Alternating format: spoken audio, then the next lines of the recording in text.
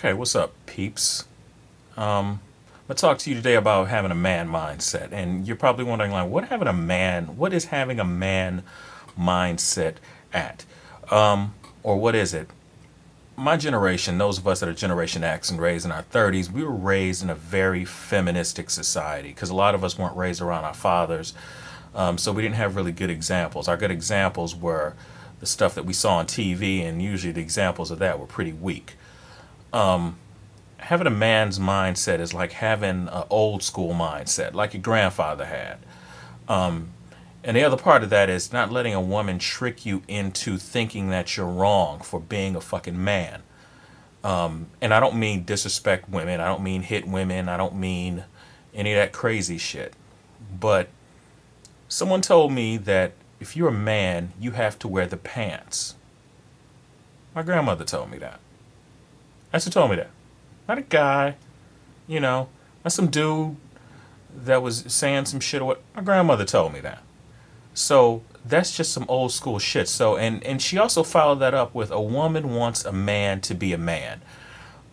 You know what I'm saying? So just imagine if you are, let's say you laying at your girl's crib. Let's say you laying at your girl's house. She paid for the house. She paid for the clothes that you got on. She paid for the food that's there. You ain't got no job. You just laying up. Y'all laying in bed one night. It's her car, her house, her everything else, and she's an independent woman, and she stands on her own, and she don't need no man. And all of a sudden, you hear a noise downstairs. Who goes to check out the noise? You do. Motherfucker, you do. You go check out the noise. Why? Because you're the man. That's why. You are a man. So get into the fucking man mindset. If you are enough of a man to go downstairs and investigate a noise and potentially get yourself killed, you should have a man mindset all the time. She expects you to go. And if you look at her and say, well, do you want me to go? She's going to look at you and go, yeah, I want you to go because you're the man. You're a fucking man. Go down there and be a man. So if you're going to go downstairs and be a man, you need to be a man all the fucking time. The other part of that is, you get these guys that are sitting up here and they're watching Oprah, and some of them even watch Lifetime, and they really think that by being a man, and if you want to go out and you want to, experience different women's, that's what men do. That's what we do. That's our nature. That is who we are. I'm not saying you can't be with somebody or being with a chick that's got some quality to her, but let's face it, you ain't really gonna run into a lot of them, are you? I mean, I know I don't. I know most men out there don't. You just kind of settle for what's in front of you. And another thing, I get really tired of seeing men being blamed for everything. I'm tired of seeing men being blamed for women's problems. Okay, so a pretty good example of that is Britney Spears and Whitney Houston, because they're famous, right? And everybody talks about, oh, Whitney Houston, when she got with Bobby Brown, she started smoking crack, and she got all fucked up, and she ain't pretty no more, and all this other shit. Or, man, Britney Spears, she got with that Kevin Federline dude, and now, she went all crazy and everything. Did it ever occur to anybody that maybe that they were just fucked up in the beginning before a man ever came along? Did it ever occur to anybody that maybe Whitney Houston had to be cleaned up a lot and be presented in a certain way? Why the fuck is it Bobby Brown's fault? Why is it fucking Kevin Federline's fault? Why is it their fault that these women are fucked up? It's not their fault. Did it ever occur to anybody that that's who the fuck they were? Does it ever occur to anybody that some of these women out here are just fucked up in the beginning anyway? Why is it always a man's fault? Why is it always our fault? Because we got a bunch of these fucking beta-ass men that are out here. Even women don't even respect motherfuckers like that, even though they say they do. Even though they say, oh, well, I want somebody who's sweet and sensitive. You start acting all sweet and sensitive, and you will lose all respect.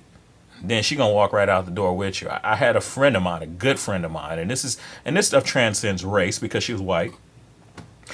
She told me about her new boyfriend and everything, and he's so sensitive, and they sat down and they were watching a movie, and he started to cry. And I was like, he started to cry? What the fuck is he crying for? Is you watching Deliverance or something? He was watching Ned Beatty get raped or something? What the fuck was you crying for? No, it was just a really sad movie. And he started to cry. And I looked at it and I said, okay, you don't never want to see a man cry because it's freaky. Oh, no, it's nice. It's sweet. 2 months later, she comes back and she's like, yeah, I broke up with him. I was like, why? She was like, because he cried all the time. And you were right. That was some really freaky shit. She said, and she went on to elaborate that she always thought that she would like to have a man who was sensitive enough to cry until she actually saw her boyfriend cry. So here's a pretty good rule of thumb out here for all the guys out there. Now, unless somebody passes away or there's some extreme trauma or loss, you're a man, don't cry. If you got to cry, don't let anybody see you cry. Do not let your woman see you cry, and do not let your children see you cry, because that shit freaks people the fuck out. Just letting you know. So, there's a lot more to having a man mindset than just, than I can explain in a few minutes. But at least you got to get your mind right. You got to get your mind on that track to saying that when you see, oh God, like this TV show, Tool Academy, that shit pissed me off. Because here you got all these guys here, and all these women, all these girls are complaining, oh, my boyfriend's a tool, oh, he thinks he's all that. And if you look at every one of them, they are beautiful. All the women are beautiful, and some of them are nice and whatever. And so I'm doing this based off of the commercial. And so they're trying to change them. And I'm thinking to myself, your boyfriend's a tool. Well, if he's so fucking horrible, why are you with him? Why the fuck are you with him? And so, these guys are coming off. They're trying to make it seem like it's a bad thing to work out or take care of yourself or to be cocky, to be a little confident, to say that you're the man. If you're like that, apparently women like that shit. Obviously, because that's who they were when these chicks got with them. But they just figured they had to change them in some way. That's some bullshit.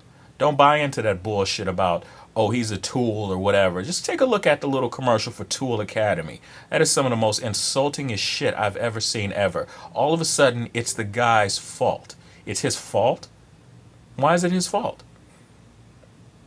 I mean, did it ever occur to you that maybe these women aren't that goddamn perfect to be, to choosing a guy? Because so pretty much they chose these guys based off of their looks.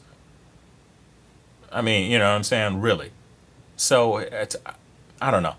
The way shit is now, it's so fucked up. The fact that we get blamed for everything. We get, oh, he's a tool. Or oh, he's not sensitive. Or oh my God, why are these pickup artist guys telling men to hook up with other women? Why the fuck not? I don't know. Y'all give me y'all thoughts. Give me your love. Give me your hate. I'm sure there'll be a whole bunch of women out there that are like, oh, well, my boyfriend he's the nicest guy in the world. And he's the sweetest guy in the world. Yeah, well, how many assholes were you with before you were with Mr. Nice Guy? Think about that. So you guys get your mind right. Peace.